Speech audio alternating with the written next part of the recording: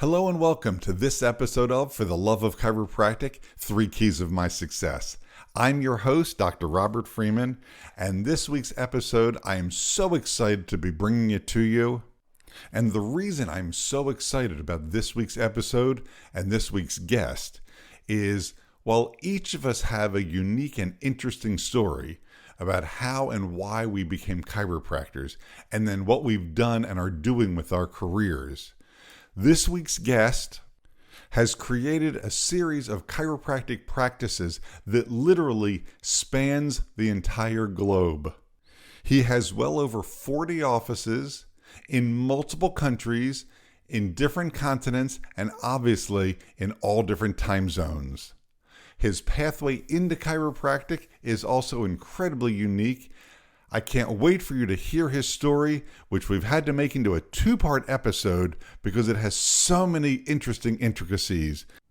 I hope you enjoy, are fascinated and motivated by the stories and career of Dr. Matt Kahn.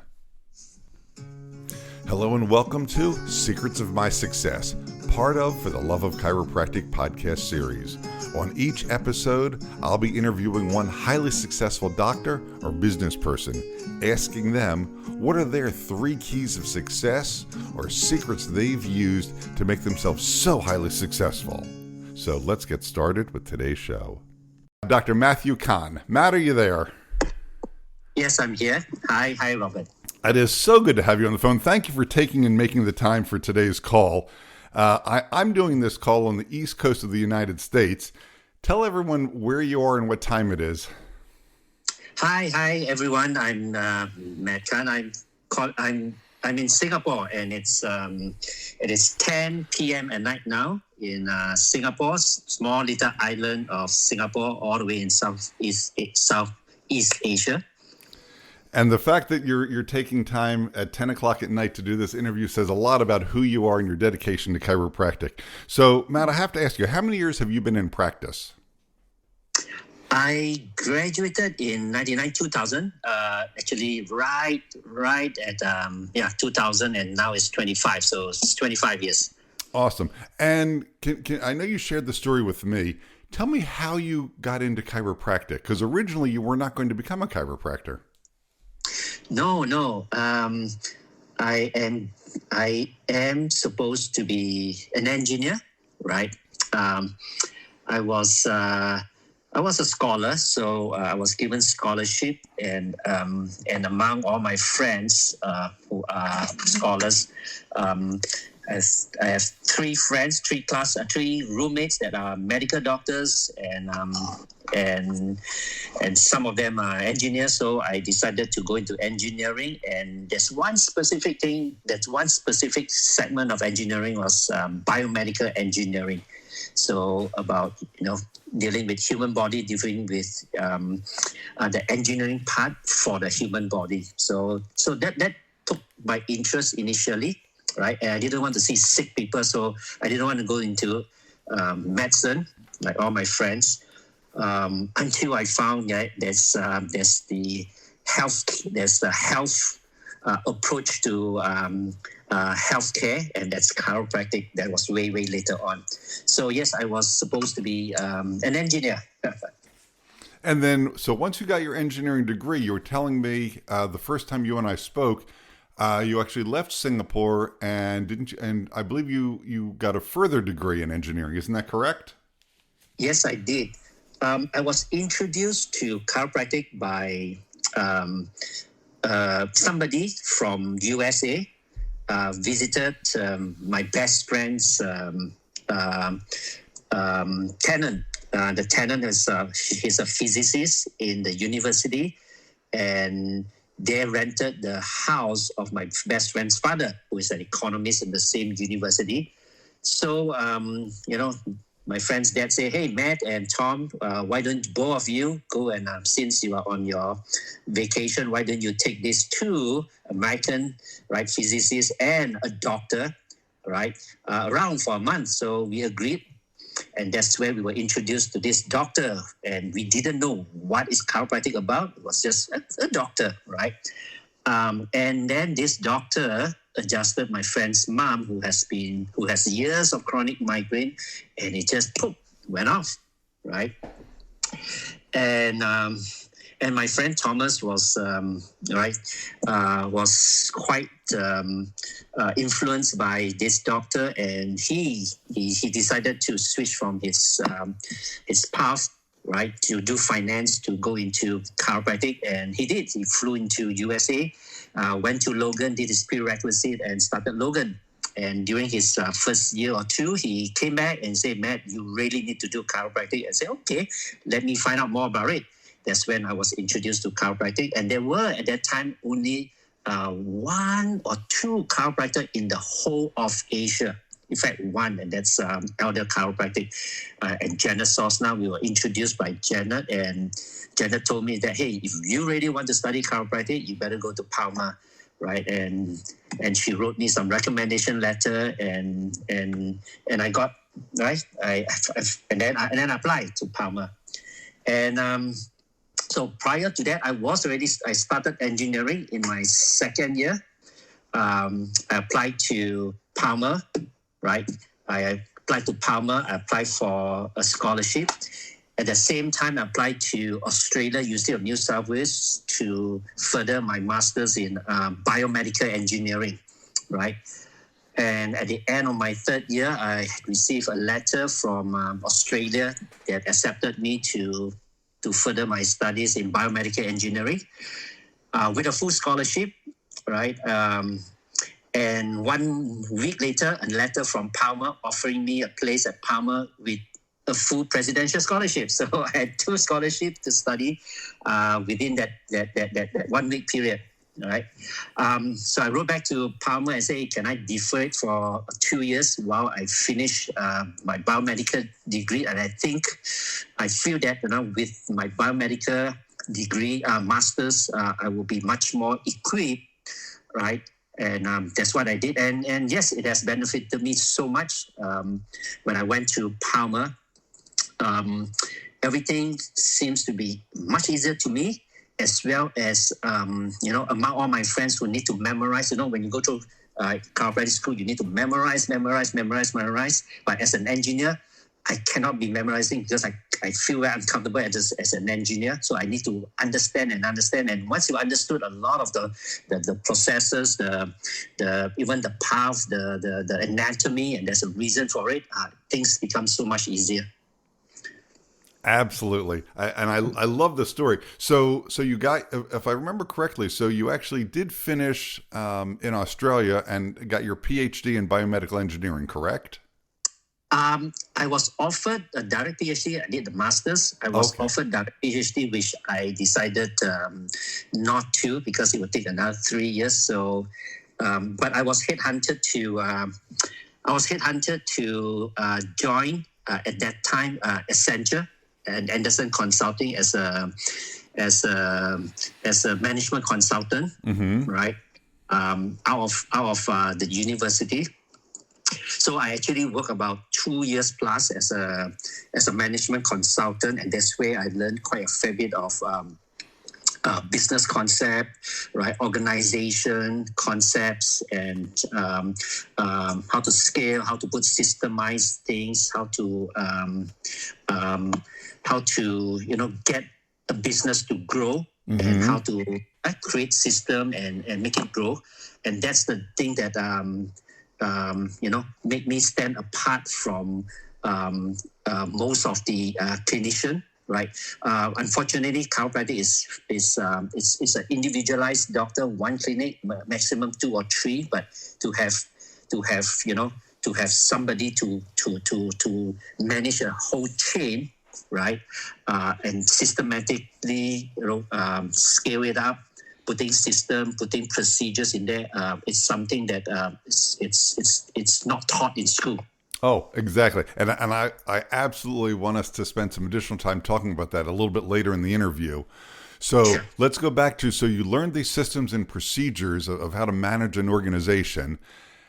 And then somewhere in there, Palmer reached out and said, hey, are you coming or not? Yeah. Yes, I was traveling. I was traveling around.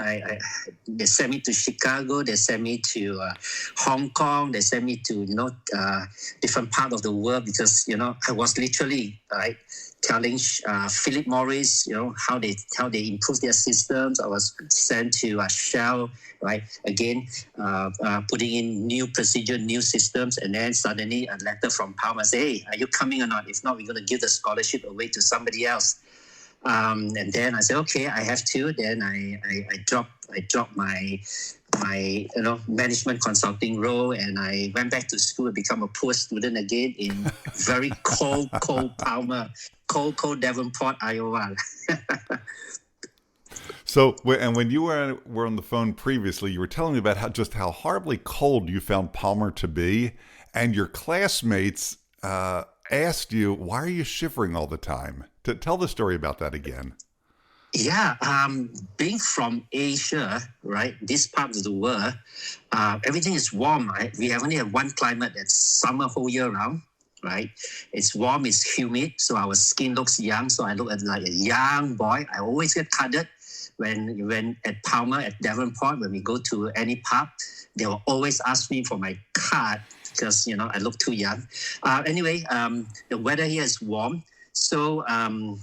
And I bought some clothes, winter clothes so-called from here, went down there, and it wasn't meant for winter, right? And I was always cold. I'll be sitting in lectures. I was shivering, and my friends say, look at me and touch my clothes. I said, no, this is not right. I'm going to bring you to do some shopping. And then when I changed the boots and the jackets and so on, it's like, wow, it's so much warmer. And before that, I was really traumatized, literally traumatized. Until today, I'm so afraid to go into this snow. Ice is so cold, right? I could feel like I'm dying.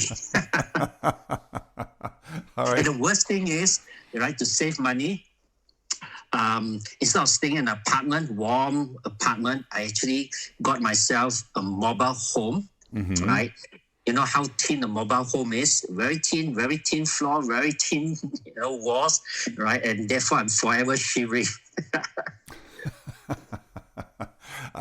That it is so admirable what you put up with, and to become a chiropractor, and your course of discovery, just absolutely amazing.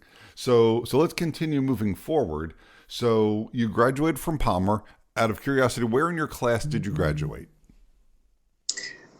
Where, right? I'm the valedictorian, right? Summa cum laude. Is that your question? Yes, that was my question.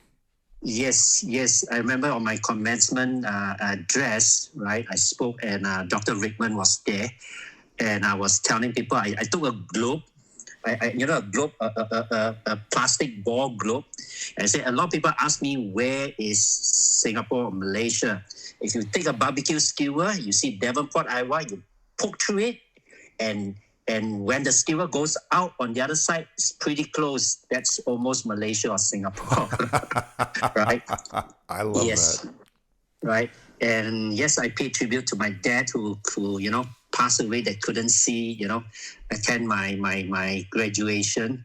I don't come from a rich family, so I'm very grateful that I graduated, right? And I was so happy. I was in the church there. I was in tears. I was so happy. I graduated, and very happy. Yes. So that's fabulous. So you graduated chiropractic school as valedictorian. You got to give the speech, and I love the story. So after graduation, then what happened? After graduation, I was just before. After graduation, just before graduation, I was packing things. I was buying things for my friend Thomas. I got a container, and I was buying tables. I was buying ice pack by the thousands. So I was packing it because I'm doing business. I need to bring a lot of things, buy equipment, hydrocalator, and so on. I got myself to be the distributor for Dynatronics for all their equipments in Asia. right? While graduating, right?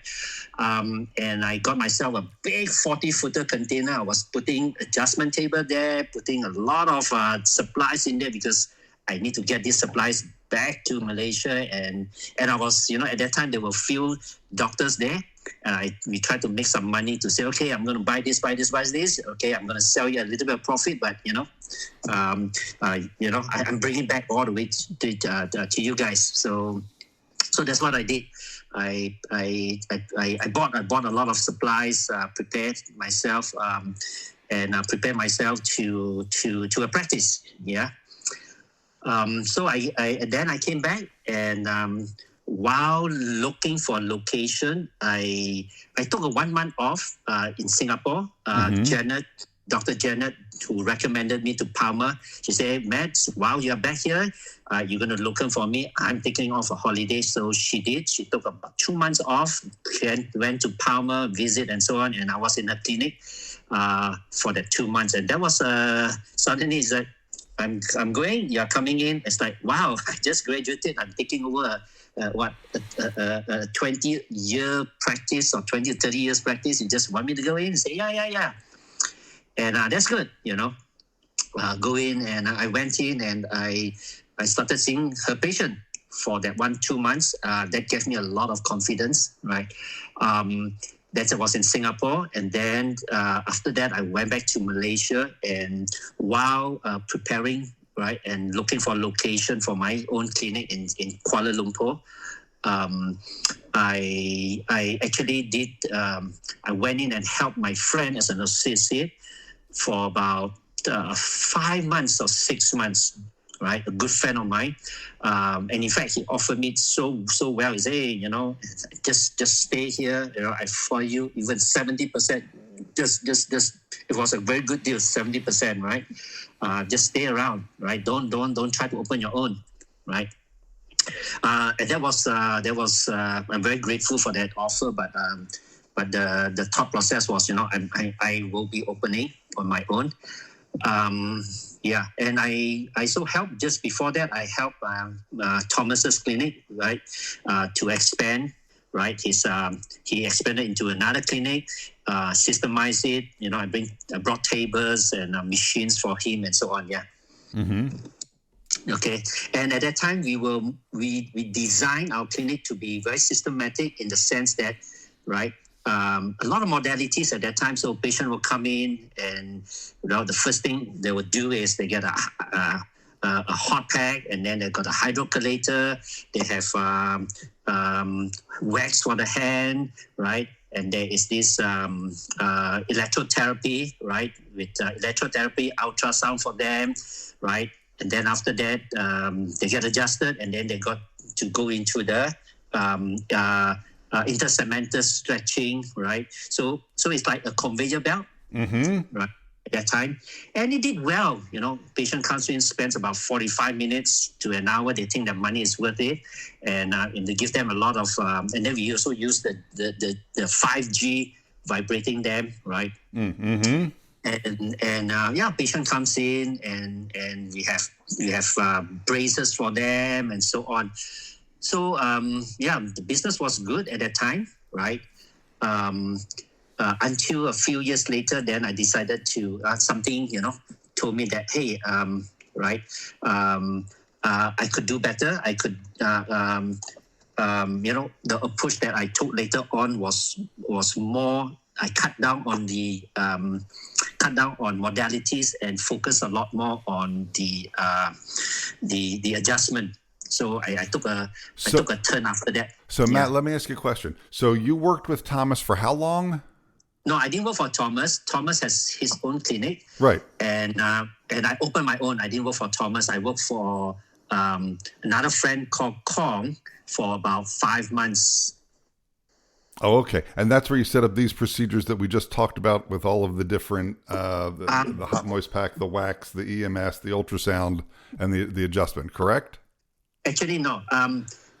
Thomas and myself were good friends. So we, Thomas, the one that went to Logan. So both of us, we came out with both of us, were thinking similarly that, we want to be systematic, put a lot of modalities. So we structured the practice with that. But the one that I was spending time for 5 months was a lot more AK. Right, so very little modality is more AK.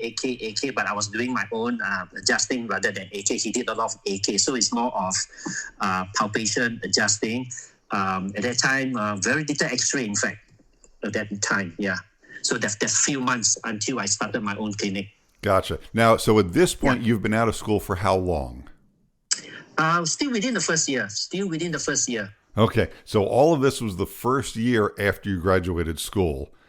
Yes. And the reason I'm making such a fine point on this is because this reaches the end of our first episode of your 2-part series. So be sure to hit the subscribe button to be sure to tune in to next week's show for the second part of Matt Kahn's amazing story of how he created this worldwide chiropractic practice machine. All right, and that's our show for today. If you have a question about today's show or your own practice, feel free to reach out at fortheloveofchiropractic.com. Before making changes to your practice, be sure to seek legal advice regarding those changes and regulations in your state. For the Love of Chiropractic is an RGF production, all rights reserved. And thanks for listening. Original music provided by Hunter Rich Music.